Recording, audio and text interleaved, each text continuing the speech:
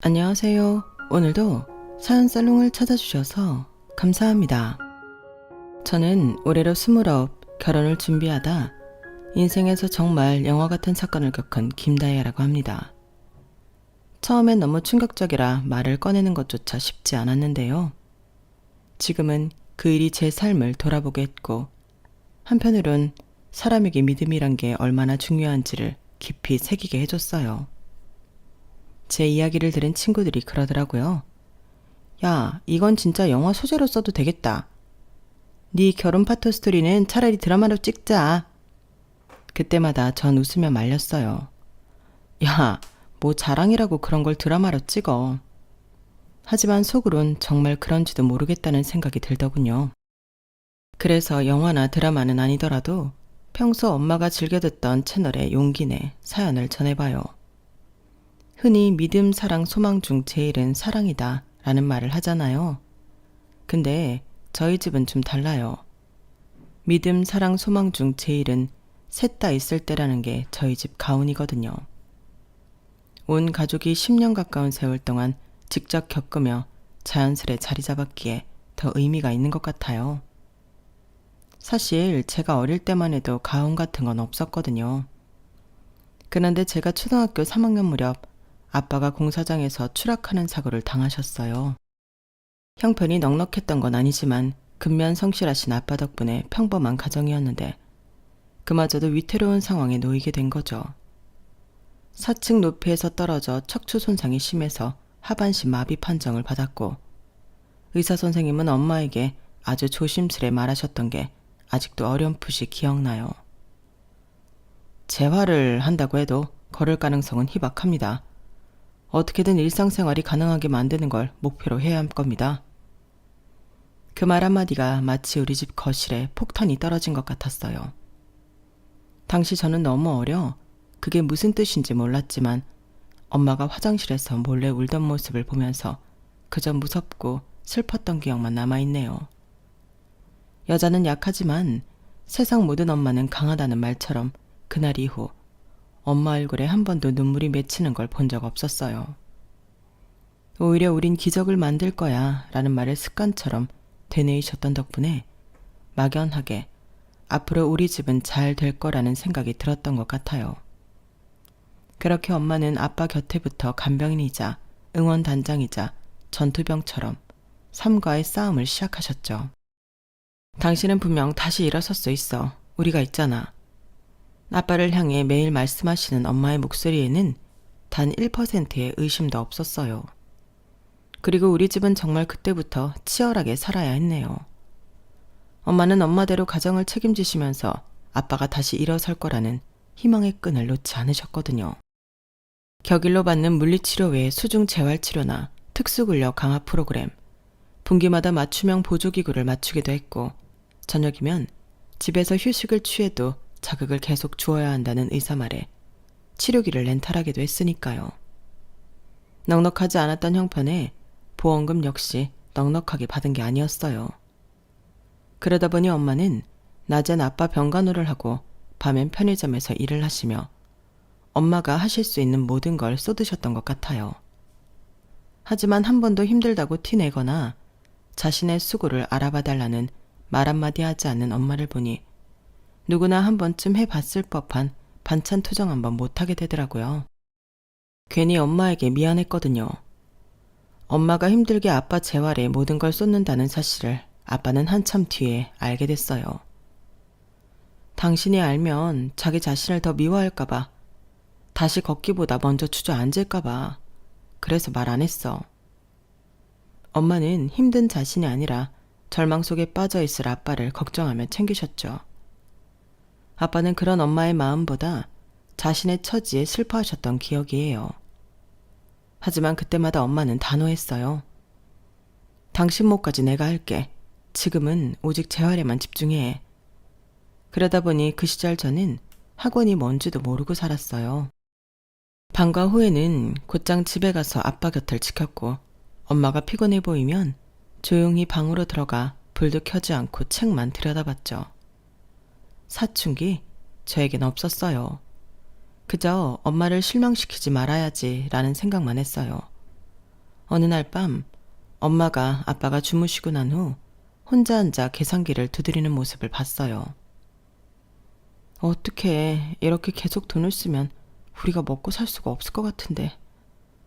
한숨 섞인 목소리로 중얼거리시는 엄마에게 다가가 안아드렸어요. 엄마, 나 공부 열심히 할게. 장학금 받아서 대학도 갈 수 있게 할게. 그러니까 괜찮아. 아마 그때도 제가 할 수 있는 최선의 위로였을 거예요. 그땐 철이 없어서 엄마가 대단하다는 생각만 들었어요.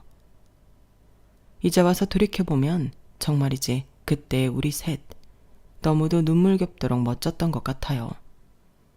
그렇게 아빠의 재활은 무려 7년간 이어졌고 밑빠진 독에 물 붓는 느낌이던 시간이 어느 날부터 물이 고이기 시작하더군요. 처음에는 발가락이 조금씩 움직이는 거였어요. 의사 선생님도 놀라셨죠. 이건 정말 드문 경우입니다. 계속 노력하세요. 그 작은 희망의 불씨를 보고 우리 모두 각자의 자리에서 더 열심히 노력했어요. 그로부터 1년 후 아빠는 처음으로 목발을 짚고 서게 되셨어요. 병원 복도에서 몇 걸음 걸었을 때 우리 가족은 모두 울었어요. 8년의 지난 한 시간 끝에 얻은 기적이었으니까요. 그리고 드디어 아빠가 걸었어요. 목발을 하나씩 던지더니 느리지만 천천히 혼자 한 발 한 발을 내딛기 시작하셨죠. 정말 영화 같았던 그 장면은 지금도 생생하게 기억나요. 묵묵히 걸어왔던 힘든 시간을 가족 모두 보상받은 느낌이었으니까요. 의사 선생님도 말했어요. 이건 의학적으로 설명이 안 됩니다. 솔직히 기적입니다. 그렇게 아빠는 다시 걷게 됐고 지금도 아주 살짝 자세히 보면 한쪽 다리를 절어요. 하지만 일상생활을 하시는 데는 전혀 지장이 없고 우리 가족은 그 모습을 문득문득 의식할 때마다 우리 가족이 함께 만든 기적의 흔적이라 애틋해요. 이제 내가 다시 가족을 위해 일할 수 있겠어. 아빠의 눈에는 다시 열정이 불타올랐어요. 아빠는 회복 후 작은 재활 보조기구 사업을 시작하셨어요. 물리치료 보조도구, 재활운동 기구 등 직접 개발해 판매하는 사업이었어요.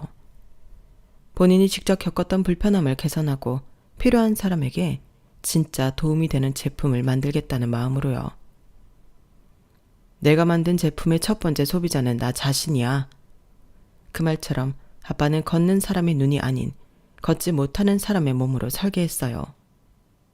자신이 쓰면서 개선한 보행 보조기, 일상생활 보조 장치들이 실용성으로 인정받았어요. 사용자가 정말 필요로 하는 기능이라는 평가를 받으며 입소문이 퍼졌죠.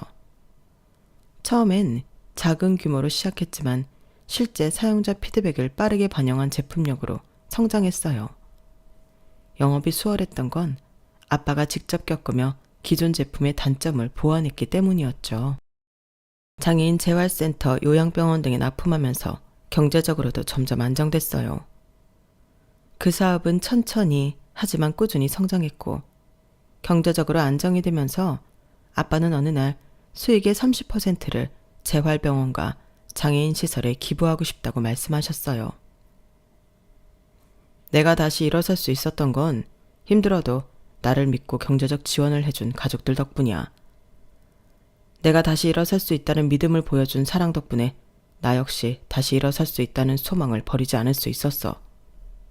그런데 병원에 보면 지원을 받지 못해 나보다 더 경미한 증상인데도 평생 장애를 가지고 사는 사람들이 있더라고. 나는 그 사람들에게 희망이 되어주고 싶어. 사실 그 이야기를 처음 들었을 때 철없는 마음에 저는 속으로 반대했어요. 엄마를 편하게 해주는 게 먼저 아니냐고 생각했거든요. 그렇게 힘들게 버텨온 시간인데 이제 좀 편히 살면 안 될까 싶었던 거예요. 그래서 아빠에게 말하려고 입을 떼려는 그 순간 엄마는 조용히 고개를 끄덕였어요. 사람한테 투자하는 게 제일 멋진 일이야. 다혜가 살아갈 세상이 그렇게 바뀌면 나중에 손자, 손녀가 살아갈 세상이 더 아름다워지지 않을까? 당신 정말 멋져. 사람에 대한 투자가 결국 나라를 살리는 일이잖아. 그때 저는 머리를 한 대 맞은 것 같았어요. 제가 평생을 살아도 부모님의 발등도 못 따라가겠구나 싶은 마음에 깊은 마음에서 존경심이 차올랐죠. 그렇게 우리 가족은 믿음, 사랑, 그리고 의지의 가치를 온몸으로 체험했고 그것이 우리 집 가훈이 되었어요. 가족이 서로를 믿고 사랑하며 포기하지 않는 의지를 가질 때 정말 기적이 일어날 수 있다는 것을 온몸으로 깨달았으니까요. 아빠가 다시 걸었을 때 우리 가족은 진짜 세상을 다 가진 것 같았어요. 기적을 만들었다는 자부심이었을까요? 엄마는 더 이상 야간 편의점에서 일하지 않아도 됐고 저는 드디어 학원이라는 곳에 발을 들였으며 아빠는 스스로의 다리로 출근하며 작은 사업을 키워가셨죠. 우리의 삶은 조용히 아주 조금씩 평범해지는 중이었어요. 그렇게 평범해진 삶에 제 사랑도 찾아왔고요. 처음 남자친구를 만난 건 회사 동기의 소개팅이었어요. 사실 그때는 부서가 달랐고 오가다 눈인사는 하고 있어서 특별히 이 사람이다 싶은 느낌은 없었어요. 무뚝뚝하고 말수도 적은 편이라 처음엔 오히려 답답하게 느껴질 정도였죠. 하지만 2번, 3번 만날수록 그의 진면목이 보이기 시작했어요. 말은 적지만 약속 시간보다 항상 10분 먼저 와서 기다리고 제가 좋아하는 것들을 기억했다가 다음 만남에 슬쩍 챙겨주는 그런 작은 배려들이 쌓여가더라고요. 남자친구는 처음부터 존재감이 강한 사람이었어요. 고압적이지도 않았고 특별히 외향적이지도 않았는데 어딘지 모르게 단단한 느낌이 드는 사람이었거든요. 자기 이야기를 과하게 하는 법이 없었고 무엇보다 말보다 행동으로 보여주는 사람이었죠. 그게 처음엔 참 낯설었는데 보면 볼수록 더 신뢰가 가더라고요. 그가 좋다고 확실히 느낀 계기 중 하나는 같은 회사 신입 여직원이 실수로 큰 프로젝트에 손해를 끼친 일이 있었을 때였어요. 협력 프로젝트로 남자친구 부서와 조인해 업무를 진행했었죠. 신입 여직원에게 큰일을 맡길 수 없어 문서 정리 같은 간단한 일들만 시켰는데도 실수를 해 프로젝트를 처음부터 다시 해야 할 판이었거든요. 다들 뒤에서 수근거리고 누가 책임지냐는 말이 오갈 때 그는 조용히 후배 옆자리에 가앉아 이렇게 말했다 하더라고요. 실수는 누구나 해요. 다만 다시 안 하려고 노력하는 게 중요하죠. 지금부터 잘하면 돼요. 그 말이 끝나기도 전에 후배는 눈물을 쏟았어요. 아무렇지 않은 척 했지만 결국 회사를 그만둘 각오까지 했던 후배는 자신의 진심을 알아봐주고 책망하지 않는 그 말 한마디에 무너졌던 거죠. 사실 우리 회사는 실수에 대한 질책이 심한 편이었어요. 누구라도 그 상황에선 불안하고 두려울 수밖에 없었죠. 하지만 그는 그 신입사원이 얼마나 열심히 준비했는지 실수 이전에 얼마나 꼼꼼하게 일했는지를 이미 알고 있었고 그래서 그런 위로의 말을 건넬 수 있었던 거예요. 그 장면이 이상하리만치 오래도록 제 기억에 남더라고요. 다행히 추안을 버리고 차선책으로 진행해 시간을 절약할 수 있었고 누구의 책임도 묻지 않고 넘어갈 수 있었네요. 또 한 번은 외할머니 장례식장에서였어요. 조문객이 북적이던 그날 저는 정신이 없었고 친척 어른들도 화장터를 잡지 못해 발인이 미뤄져 5일장을 해야 할지 모른다는 현실에 어떻게든 일을 해결하려 어수선했죠. 더군다나 첫날 저녁이라 아직 도우미도 부르지 않았는데 그가 혼자 조용히 상가의 빈 컵을 정리하고 음식 배달이 늦었다는 전화에 미리 전화를 걸어 재확인하고 있더라고요. 처음엔 그가 장례식장에 온다고 했을 때 부담스러웠어요. 사귄 지 얼마 되지도 않았고 슬픔에 잠긴 가족들 사이에서 어색할까봐 걱정했거든요. 하지만 그는 제 걱정이 무색하게도 혼자서도 필요한 일들을 찾아 척척 해내더라고요. 상가 음식이 떨어지면 조용히 새 음식을 주문하고 엄마가 조문객 대행에 지쳐있으면 슬쩍 음료수 한 잔을 건네며 묵묵히 자리를 지켰어요. 누가 시킨 것도 부탁한 것도 아닌데 말이에요. 그건 사람에 대한 배려가 없이는 할 수 없는 행동이었죠. 특히 기억에 남는 건 힘들어하는 저를 보고 살짝 손을 잡아주더니 이렇게 말하더라고요. 너무 힘들면 잠깐 밖에 나가서 숨 좀 돌릴래? 내가 여기 있을게. 별것 아닌 그 말에 저는 아빠 엄마와 함께 헤쳐나갔던 그 시간들이 떠올랐어요. 마치 남자친구의 그 말이 저에 대한 사랑, 믿음, 그리고 함께한다는 소망까지 다 담긴 것 같았던 거죠. 그 순간 저는 확신했어요. 이 사람이라면 함께 인생을 걸어도 괜찮겠다고요. 그렇게 서서히 그에게 물들어갔고 시간이 흐를수록 변함없이 오히려 단단한 내면을 드러내는 그와 함께 미래를 그리고 있었어요. 1년 정도 교제하면서 그의 진짜 모습을 더 많이 알게 됐어요. 매달 독거노인 도시락 봉사를 한다는 것도, 자신의 작은 월급에서 일정 금액을 항상 기부한다는 것도 그가 직접 말한 게 아니라 우연히 알게 된 사실들이었죠. 뭐 별거 아니에요 라며 수줍게 웃던 그 모습이 지금도 생생해요. 그런 소소한 순간들이 쌓이면서 제 마음속에 그를 향한 확신이 자라나고 있었던 것 같아요. 그래서 어느 날 아빠에게 조심스레 말했네요. 아빠, 나 결혼 생각하고 있어. 소개해주고 싶은 사람이 있어. 아빠는 잠깐 눈을 동그랗게 뜨더니 이내 웃으셨어요. 그렇구나. 아빠한테도 그런 날이 오는구나. 솔직히 그날까지도 조금 긴장됐어요. 우리 아빠는 저를 너무 소중하게 여기셨고 제가 좋아하는 사람에 대해 항상 높은 기준을 갖고 계셨거든요. 하지만 제 남자친구라면 아빠도 분명 그의 진심을 알아봐 주실 거라 믿었어요. 며칠 후 남자친구가 우리 집에 인사를 왔어요. 식탁을 사이에 두고 마주 앉았는데 처음엔 다소 긴장한 얼굴로 조심조심 말을 꺼냈죠. 평소 단정한 모습이지만 그날은 특별히 신경 쓴 게 티가 났어요. 살짝 맞춘 듯한 머리, 깔끔하게 다림질된 셔츠, 손에 쥐고 있던 작은 선물 꾸러미까지. 예의 바르고 겸손한 그의 모습들은 일상적인 가족 얘기, 직장 얘기, 앞으로의 계획들과 같은 진심이 담긴 이야기에 잘 묻어나고 있었어요. 아빠 엄마는 남자친구 말에 경청하면서 점점 마음을 놓는 눈치였고요. 그런데 인사 중간에 아빠가 한참 남자친구를 바라보다가 고개를 갸웃거리시더라고요. 혹시 우리 어디서 본 적 없나? 아무리 생각해도 낯이 근데 말이야. 그 말에 저는 웃으며 말했어요. 아빠, 요즘 흔한 얼굴들이 워낙 많잖아요. 그리고 이 사람 인상이 서글서글해서 그런 말 많이 들어. 특히 어른들이 익숙하다고 하더라고. 맞아요.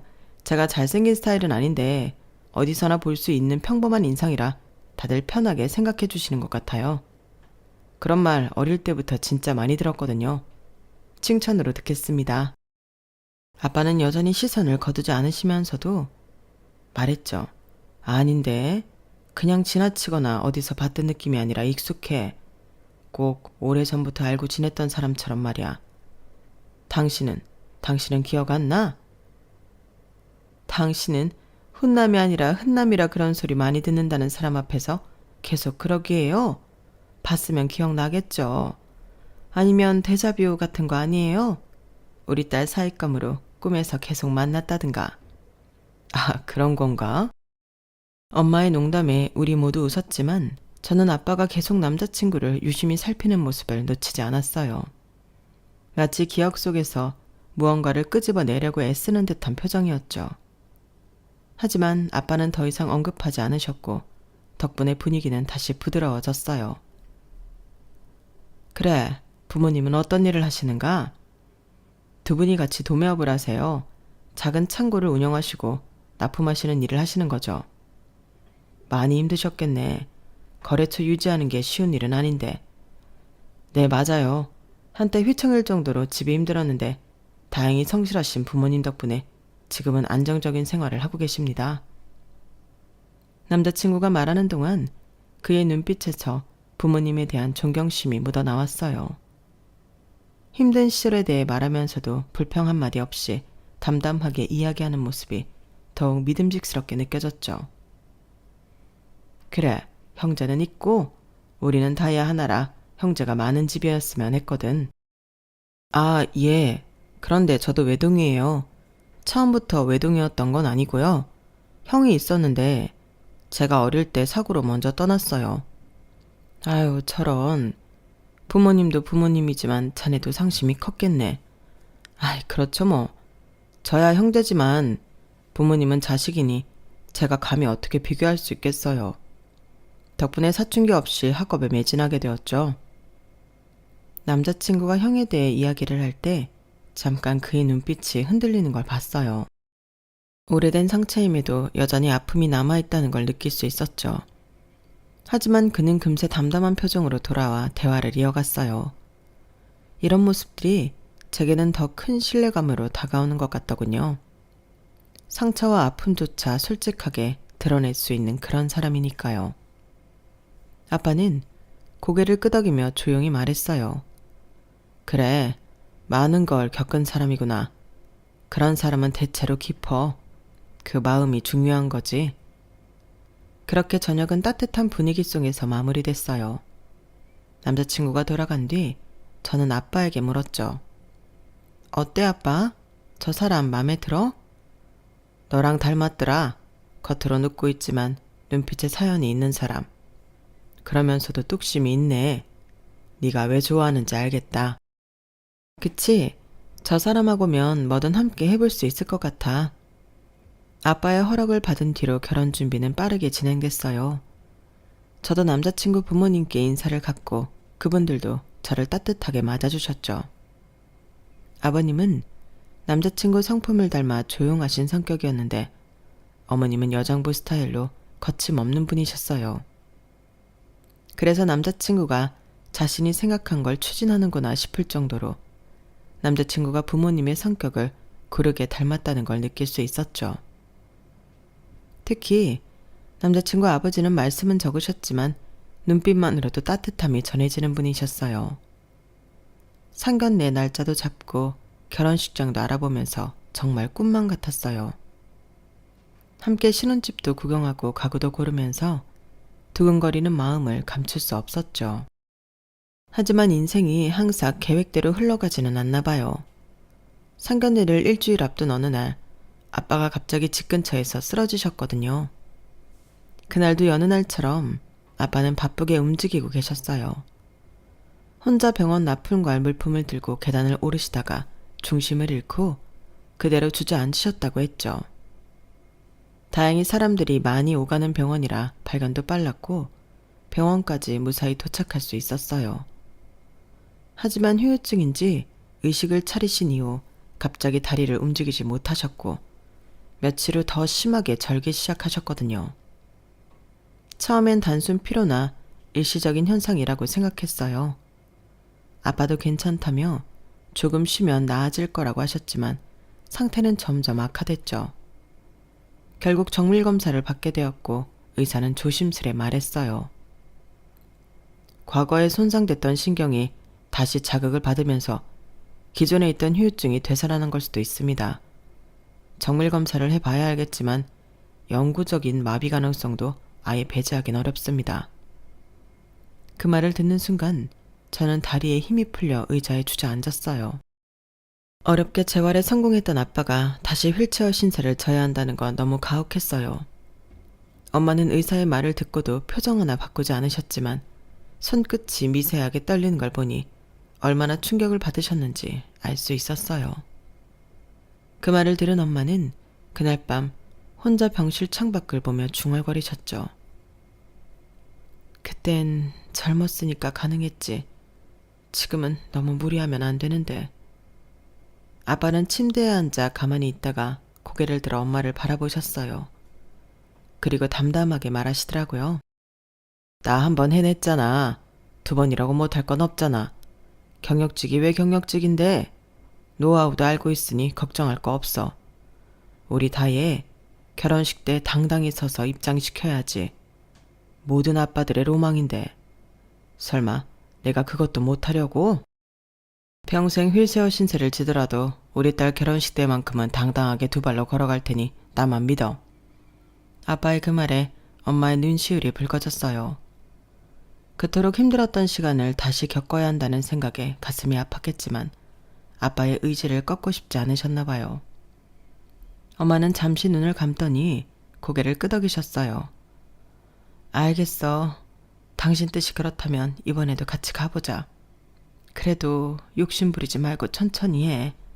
당신 나이도 있고 당신은 충분히 해낼 거야. 우린 이미 기적을 한번 만들었으니까. 그렇게 아빠는 다시 휠체어를 타게 되셨어요. 다시 재활치료를 예약했고 근력을 끌어올리기 위한 운동 계획도 차근차근 세우셨죠. 하지만 저희 모두 알고 있었어요. 그때와는 다르다는 걸 말이에요. 시간도 몸도 상황도 전과 같지 않다는 건 누구도 부정할 수 없는 사실이었죠. 당연히 상견례는 미루려고 했어요. 남자친구에게 상황을 설명하고 양해를 구하려고 했죠. 하지만 아빠는 그런 저를 말렸어요. 의외로 아빠는 확고하시더라고요. 나 때문에 상견례를 미룰 게 뭐 있어. 결혼은 너와 성준이 둘이 하는 건데. 만나서 결혼 날짜도 잡고 해야 아빠도 목표를 갖고 더 열심히 할 수 있지. 만약에 혹시라도 아빠가 못 서게 된다면 그걸로 네 결혼식을 천년만년 미룰 수 없잖아. 할 수 있는 데까지 해보자고. 상견례 당일이 다가왔어요. 일주일간 내내 마음이 한없이 무거웠지만 아빠의 확고한 의지에 결국 계획대로 상견례를 진행하기로 했죠. 솔직히 아빠가 휠체어를 타고 상견례에 가는 모습이 뭐가 어때서 이런 생각도 했어요. 물론 건강하시다면 더할 나위 없이 좋았겠지만 그래도 제 사랑스러운 아빠시니까요. 하지만 그런 마음과 다르게 왠지 모르는 떨림이 있었던 것도 사실이네요. 아침부터 집안은 분주했어요. 엄마는 아빠의 정장을 꺼내 매무새를 정돈하느라 시간 가는 줄 몰랐고 저는 머리를 하고 화장을 고치느라 분주했죠. 어느새 시간은 흘러 출발해야 할 때가 되었고 엄마는 차에 아빠 휠체어를 실으며 마지막으로 확인했어요. 여보, 괜찮아요? 너무 무리하지 말아요. 당연히 괜찮지. 우리 딸 상견례인데. 오늘만큼 좋은 날이 어딨다고. 아빠의 말씀엔 확신이 있었지만 긴장된 표정은 숨기기 어려우신 것 같았어요. 약속 장소는 시내에 있는 고급 한식당이었는데요. 남자친구가 미리 예약해둔 곳으로 아빠를 위해 계단이 없는 1층 자리를 미리 확보해 놓았다고 했어요. 주차장에 차를 막 세우고 핸드폰을 확인했는데 남자친구가 이미 도착했다는 메시지가 와 있더군요. 우린 이미 도착했어. 주차장 입구 쪽에서 기다리고 있을게. 저희가 약속 시간보다 10분 정도 빨리 도착했는데도 남자친구네 가족은 더 일찍 와 있었던 거예요. 아무래도 첫 만남이라 늦지 않으려고 일찍 출발한 저희처럼 남자친구네 가족 역시 그런 것 같았어요. 엄마는 서둘러 아빠의 휠체어를 꺼내고 저는 거울로 마지막 모습을 확인했죠. 주차장에서 식당으로 향하는 길 멀리서 남자친구가 보였어요. 그는 식당 입구 앞에서 초조한 듯 발끝으로 바닥을 툭툭 치고 있었죠. 그런데 저희를 발견하자마자 얼굴에 미소가 번졌고 곧바로 빠른 걸음으로 다가와 인사를 건네더라고요. 다혜야, 왔어? 아버님, 어머님, 안녕하세요. 남자친구는 정중하게 인사를 하고 곧바로 아빠의 휠체어를 확인했어요. 아버님, 제가 도와드릴게요. 아무렇지 않게 휠체어 뒤로 가서 밀어드리려는 순간 저는 엄마와 눈을 마주쳤어요. 저도 엄마도 같은 생각이었던 거죠. 이 아이는 정말 다른 사람을 배려할 줄 아는구나 하고 말이에요. 그 마음이 느껴져 괜히 코끝이 찡해졌죠. 식당 문 앞에 도착하자 남자친구는 문을 활짝 열고 아빠가 들어갈 수 있도록 잡아주었어요. 엄마가 휠체어를 밀고 저는 뒤를 따라갔죠. 그리고 우리는 테이블이 있는 쪽으로 향하다가 이미 자리 잡으신 남자친구 부모님과 눈이 마주쳤어요. 반가움에 인사드리자 남자친구가 먼저 저희 부모님을 소개시켜 주더라고요. 아버지, 어머니, 이쪽이 제가 말씀드렸던 다혜씨 가족이세요. 다혜씨 아버님과 어머님이십니다. 남자친구의 아버지는 자리에서 일어나 깊게 허리를 숙였고 어머니도 따라 일어나 인사를 했어요. 그런데 제가 잘못 봤는지 모르겠지만 그 순간 남자친구 어머니 표정이 살짝 일그러지는 걸 느꼈어요. 아빠의 휠체어를 힐끔 보시면서 눈빛이 달라지는 게 보였던 거죠. 남자친구는 아빠 자리로 가서 의자를 빼주었어요. 아빠가 편히 앉도록 미리 자리를 만들어주는 모습이 참 고마웠죠. 아빠는 휠체어에서 의자로 옮겨 앉으셨고 남자친구가 그 과정을 자연스럽게 도와주었죠. 엄마도 자리에 앉고 저 역시 남자친구 옆자리에 앉았어요.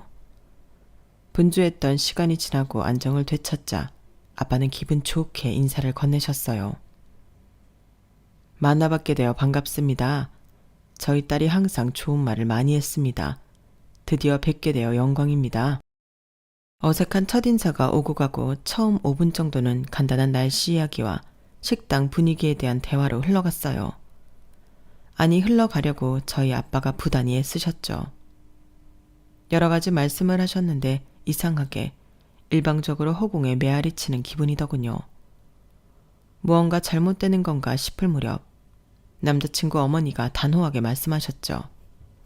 저는 이 결혼 반대합니다. 그 말이 떠들자마자 테이블 주위에 공기가 얼어붙는 듯 했어요. 저도 엄마도 아빠도 모두 놀란 표정으로 고개를 들었죠. 처음에는 제가 잘못 들었나 싶었어요. 하지만 남자친구 어머니의 단호한 표정을 보니 그게 아니란 걸 알 수 있었죠. 엄마, 갑자기 무슨 소리예요? 남자친구가 당황한 목소리로 물었어요. 그의 얼굴이 순식간에 하얗게 변했죠. 상견례장 안에 있던 그 누구도 예상하지 못한 일이 벌어진 거예요.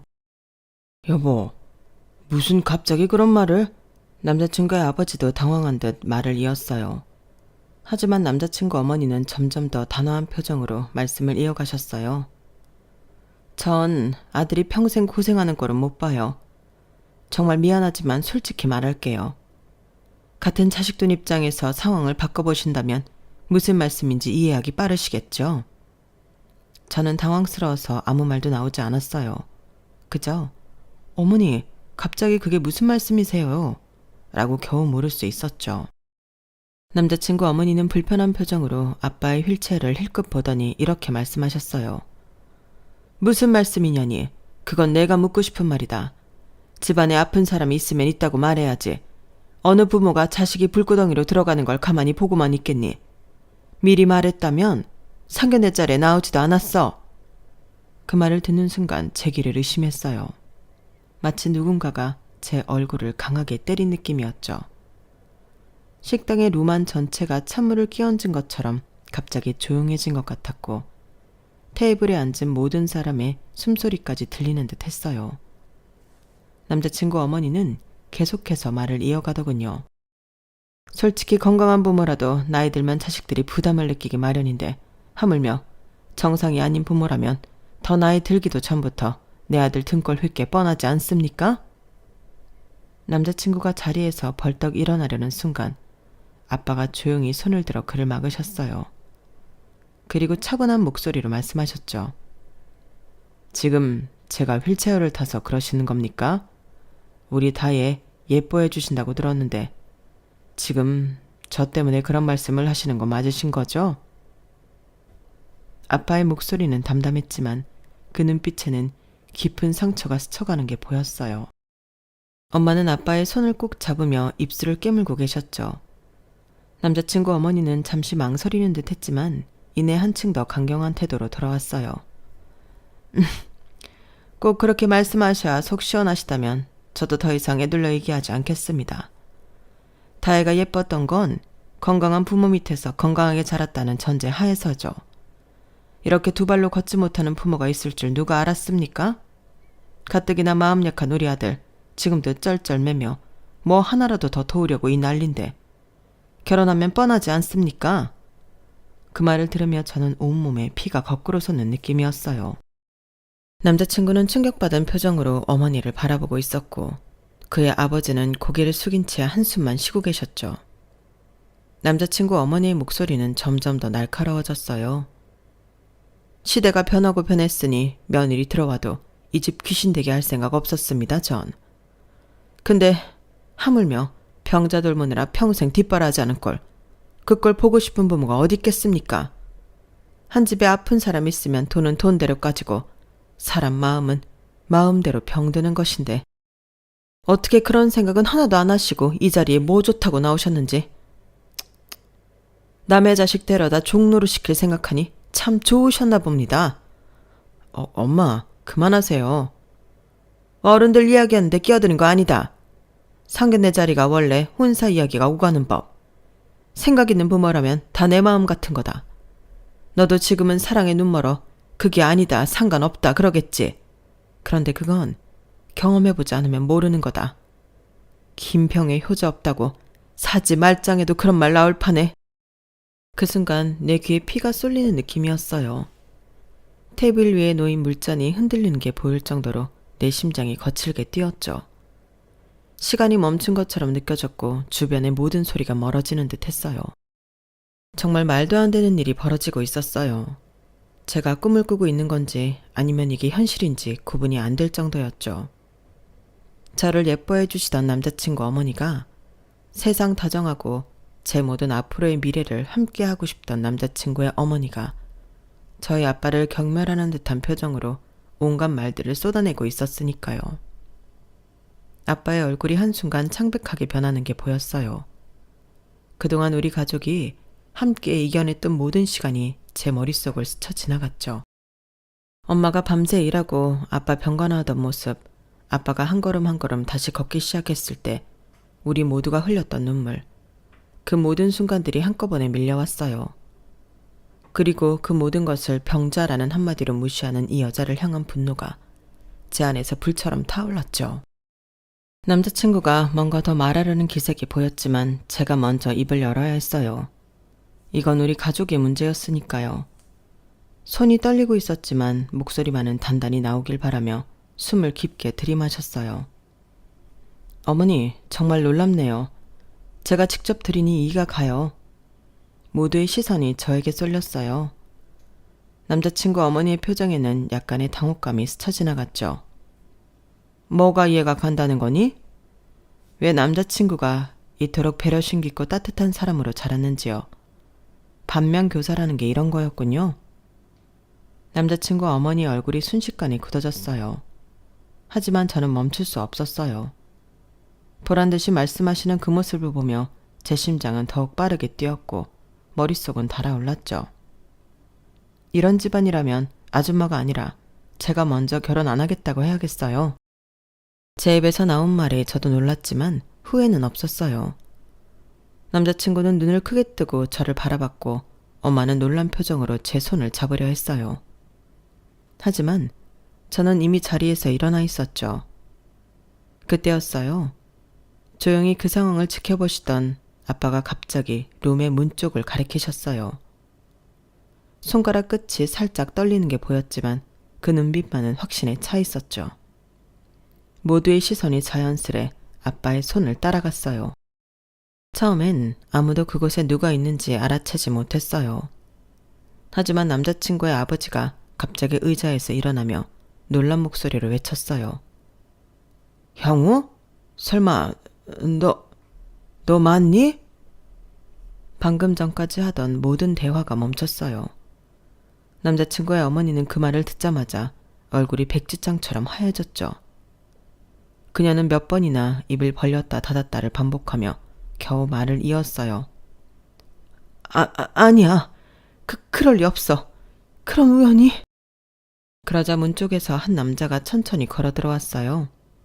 남자친구와 너무나도 비슷한 얼굴이었지만 약간 더 성숙해 보이는 그 사람은 살짝 절뚝거리며 걸어왔죠. 그 표정은 담담했지만 눈빛에는 아픔이 서려 있었어요. 형? 죽은 거 아니었어? 남자친구의 목소리가 떨렸어요. 그는 자리에서 벌떡 일어나 형이라 불린 그 사람에게 다가가려 했지만 다리가 풀린 듯 그 자리에 서 있었죠. 형이라고 불린 사람은 남자친구를 향해 작게 미소를 지어 보였어요. 안녕 성준아. 오랜만이구나. 많이 컸네. 그 목소리에 남자친구의 얼굴에 눈물이 흘러내렸어요. 그는 무언가 말하려 했지만 목이 메어 아무 말도 나오지 않았죠. 대신 형에게 다가가 꽉 안았어요. 형도 동생을 품에 안으며 등을 두드렸죠. 남자친구의 어머니는 자리에서 벌떡 일어났어요. 그녀의 얼굴에는 당혹감과 분노, 그리고 두려움이 뒤섞여 있었죠. 이게 다 무슨 소리야? 너는 분명히... 남자친구의 아버지가 천천히 다가가 형의 어깨를 잡았어요. 그의 손이 떨리고 있었죠. 기억이 돌아온 거니? 걸을 수 있게 된 거고? 형은 고개를 끄덕였어요. 그리고 조용히 말했죠. 네, 아버지. 모든 기억이 돌아왔어요. 그의 말에 남자친구의 어머니가 자리에서 비틀거리며 물러섰어요. 그녀의 얼굴은 공포로 가득 차 있었죠. 넌 분명히 죽었어. 우리가 화장까지 했잖아. 이럴 수가. 형은 천천히 고개를 젓더니 차분한 목소리로 말했어요. 어머니가 바라셨겠지만 전 죽지 않았어요. 남자친구의 어머니가 갑자기 소리쳤어요. 거짓말 마. 내가 그럴 리가 없어. 당신이 뭘 안다고 이렇게 찢어놓으려고 해? 어디서 이상한 소리 듣고 약점이라도 잡은 것처럼. 그래놓고 이 결혼 될 거라고 생각하시나 본데 웃기지 말아요. 이건 엄연히 우리 가족 일이라고. 당신하고는 차원이 다르다고. 그때 아빠가 조용히 말씀하셨어요. 왜요? 집안 거덜나게 만들어서 버렸더니 멀쩡하게 살아 돌아와서 놀라우세요? 그 말에 남자친구의 어머니는 아빠를 노려봤어요. 당신이 뭘 안다고? 보라고. 봐. 눈 있으면 봐서 알 거 아니야. 우리 아들은 정상이야, 정상. 정상! 다리도 멀쩡하고 머리도 멀쩡하다고. 형은 그런 어머니를 담담하게 바라보더니 말했어요. 여전히 변하신 게 없으시네요, 어머니. 그 말에 방 안의 공기가 더욱 팽팽해졌어요. 형은 계속해서 차분하게 말을 이어갔죠. 사고 이후 모든 게 기억나지 않았어요. 병원에서 눈을 떴을 때 저는 제가 누구인지조차 몰랐습니다. 다만 매일 제 옆에서 울던 어머니의 모습만 희미하게 떠올랐죠. 제가 버려진 후에도 그 기억 하나만으로 살았어요. 남자친구가 충격받은 표정으로 물었어요. 버려졌다니 무슨 말이야, 형? 형은 잠시 눈을 감았다가 다시 뜨고 말했어요. 그날 엄마가 운전하는 차를 타고 외할머니네 갔다 밤늦게 집에 가는 길이었어. 갑자기 길고양이가 나와 엄마랑 나랑 놀랬지. 그리고 눈을 떠보니 병원이었어. 남자친구의 아버지가 중얼거렸어요. 그래, 그랬어. 그날 밤 사고가 크게 났어. 시어머니는 자신 탓이 아니라는 듯 남자친구 형을 향해 말하기 시작했죠. 형우야, 그건 사고였어. 알잖아. 엄마도 놀라서 갑자기 핸들을 꺾었는데 하필이면 뒤에서 오는 차량이 네가 앉은 자리를 그대로 들이받는 바람에 네가 크게 다친 거야. 그건 정말 사고였어. 알아요. 사고였죠. 다행히 어머니가 핸들을 꺾으셨고 에어백이 터져서 가벼운 타박상만 있으셨던 것도 다 기억나요. 붕대로 칭칭 감아 눈만 겨우 뜬 저를 보고 계속 울던 그 모습. 지금도 눈에 선하니까요. 남자친구 어머니가 갑자기 울음을 터뜨렸어요. 그때는 어쩔 수 없었어. 의사가 확률이 정말 희박하다고 했고 돈도 없었어. 내가 최선을 다한 거야, 최선을. 남자친구 형은 쓴웃음을 지으며 말했어요. 최선이요? 최선을 다하신 건 여기 계신 이분이십니다. 그리고 남자친구 형은 갑자기 우리 아빠를 가리켰어요. 어머니가 저를 버린 후 저는 운 좋게 후원을 받아 꾸준히 재활할 수 있었어요. 김 사장님이 저를 후원해 주셨죠. 그분 덕분에 저는 재활을 꾸준히 해 정상은 아니지만 일상생활 하는데 지장 없게 되었어요. 그리고 기억을 찾고 절 버렸던 가족까지 만나게 되었네요. 처음에 내가 그랬지. 성준이 처음 보고 왠지 익숙하다고. 우리 꼭 어디서 만난 거 아니냐고. 그런데 알고 보니 보육원에서 계속 후원하던 형우랑 쏙 빼닮아서 그랬던 거구나. 어쩐지 눈매가 꼭 닮았다 그랬는데 형우 동생이었던 거야. 남자친구가 놀란 표정으로 아빠를 바라봤어요. 아버님께서 형을 후원하셨다고요? 아빠는 고개를 끄덕이셨어요. 다이아한테 들었는지 모르겠지만 예전에 나도 다쳐서 평생 불구로 지낼 뻔했거든. 그때 가족들이 믿고 꾸준히 치료밖에 안 해줬다면 난 다시 걸을 수도 없었을 거야. 그 일을 겪고 나니까 치료비 없어서 평생 불구를 사는 사람들이 많다는 게 늘 걸리더구나. 그렇게 연이다 형우를 만났던 건데 남자친구 어머니는 이제 완전히 넋이 나간 표정이었어요. 의자에 털썩 주저앉아 중얼거렸죠. 이럴 수가. 어쩌면 이런 일이. 형은 차분하게 말했어요. 사실 몇 년 전의 기억이 돌아왔어요. 슬피 울던 사람이 어머니였고 그 어머니가 저를 보육원에 버리면서 했던 말이 떠올랐어요. 그 말에 남자친구의 어머니가 고개를 들었어요. 그녀의 눈에는 공포가 가득했죠. 무슨 말? 내가 무슨 말을 했다고? 오해할까봐 말하는데 난 네 엄마가 아니야. 불쌍해서 도와주려 했지만 우리도 형편이 넉넉하지 못해 더 이상은 힘들겠다고 하셨단 말이요. 저는 그 말을 평생 잊지 못할 거예요, 어머니. 그 말에 남자친구가 충격받은 표정으로 어머니를 바라봤어요. 그의 눈에는 이제 분노와 배신감이 가득했죠. 엄마, 진짜 형을 버린 거야? 남자친구의 어머니는 더 이상 부정하지 못했어요. 그저 고개를 숙인 채 흐느낄 뿐이었죠. 그의 아버지는 천천히 다가가 형의 손을 잡았어요. 형우야, 정말 미안하다. 아버지가 막았어야 했는데. 형은 고개를 저었어요. 아버지도 어쩔 수 없으셨겠죠. 용서까지는 어렵겠지만 아버지 때문이라고 생각하진 않습니다. 그 후로 더 남을 이유가 없었어요. 저는 천천히 자리에서 일어났죠. 아빠, 이제 가자. 제 목소리는 놀랍게도 흔들림 없이 단단했어요. 엄마도 자리에서 일어나 조용히 아빠의 휠체어를 가져왔고요. 아빠는 묵묵히 고개를 끄덕이며 의자에서 일어나 휠체어로 옮겨 앉으셨죠. 다혜야. 남자친구가 절망적인 표정으로 저를 불렀어요. 그는 두 형제 사이에서 서서 어쩔 줄 모르는 얼굴이었죠. 저는 잠시 그를 바라봤어요. 정말 사랑했고 함께하고 싶었던 사람이었지만 이미 돌이킬 수 없는 강을 건너온 기분이었어요. 우리는 인연이 아닌 것 같아. 갈게. 그렇게 우리 가족은 상견례장을 떠났어요. 뒤에서 남자친구가 무슨 말을 하는 것 같았지만 들으려 하지 않고 더 이상 뒤도 돌아보지 않았어요. 그렇게 결혼 이야기는 파토 났고 우리 가족은 다시 평범한 일상으로 돌아갔어요. 아빠는 다시 재활에 매진하셨고 아직 완전히 회복되진 않으셨지만 조금씩 나아지고 계세요. 2달 후 남자친구의 아버지로부터 전화가 왔어요. 다혜 양, 정말 미안하네. 그날 일은 아직도 내게 큰 상처야. 끝까지 말렸어야 했는데 그러지 못한 내가 정말 후회스러워. 다혜 양 아버님께 상처를 준 거 진심으로 사과하고 싶네. 나는 성준 엄마와 이혼할 거야. 성준이도 다신 지 엄마 안 보겠다고 선언했고 꼭 한 번은 사과하고 상황을 전해주고 싶었어. 가끔은 그날의 일이 다 꿈이었으면 하는 생각이 들기도 해요. 하지만 인생은 예측할 수 없는 게 맞는 것 같아요. 처음 사연을 시작하며 말했던 것처럼 우리 집 가훈은 믿음, 소망, 사랑 중 제일은 셋 다 있을 때예요. 믿음이 없는 사랑은 위태롭고 사랑이 없는 소망은 공허하며 소망이 없는 믿음은 절망으로 가는 길이니까요.